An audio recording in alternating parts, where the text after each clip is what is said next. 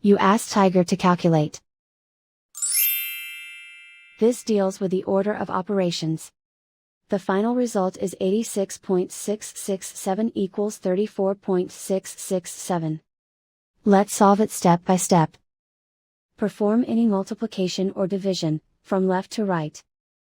2 over 3 equals 0.667. 0.667 times 52 equals 34.667. 4 over 6 equals 0.667. 0.667 times 52 equals 34.667.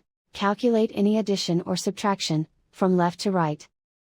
34.667 plus 52 equals 86.667, and so the final result is 86.667 equals 34.667.